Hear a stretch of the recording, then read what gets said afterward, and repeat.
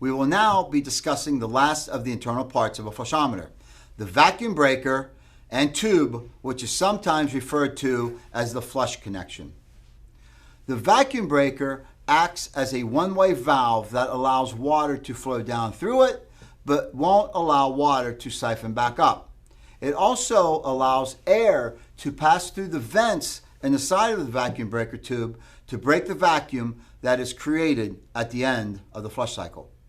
The inlet part of the vacuum breaker tube attaches to the valve body by means of a coupling nut, and the outlet is attached to a spud, which is installed in the fixture by means of a spud coupling assembly.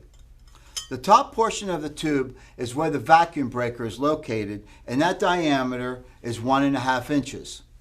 And after the tubing diameter is the size depending on the fixture. The tube will be 1.5 when it is installed on a water closet, 1.25 when it's installed on a blowout flush action urinal, and 3/4 inch on a standard urinal. The standard length is 9 inches. However, Mark stocks lengths up to 32 inches. There are two styles of rubber vacuum breakers, the old style and the new style. The old style kit is Mark's 06215 and currently shipped with all Regal flushometers. New style vacuum breakers, part number 24598, are engineered to handle high back pressures created by today's generation of low consumption water closets and urinals. In other words, when you have a high volume flush valve, say 3.5 gallon per flush, on low consumption fixtures such as 1.6 gallon per flush, the higher pressure and sheer volume of water may vent through the vacuum breaker tube.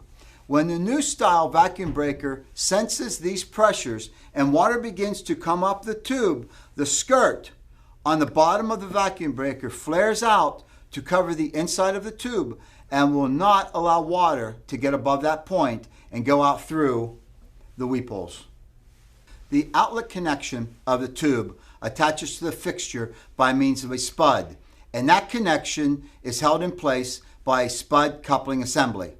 The assembly consists of a spud nut, a friction ring, a washer, and an escutcheon.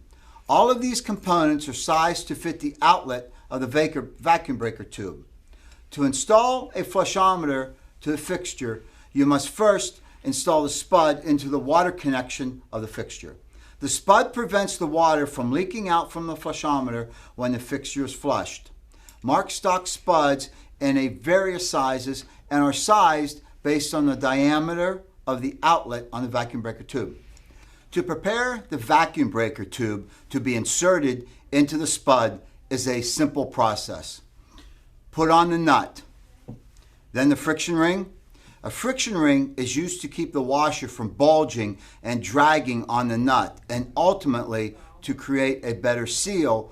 Then finally, the slip joint washer. Position the escutcheon over the spud assembly and put the vacuum breaker tube into the spud.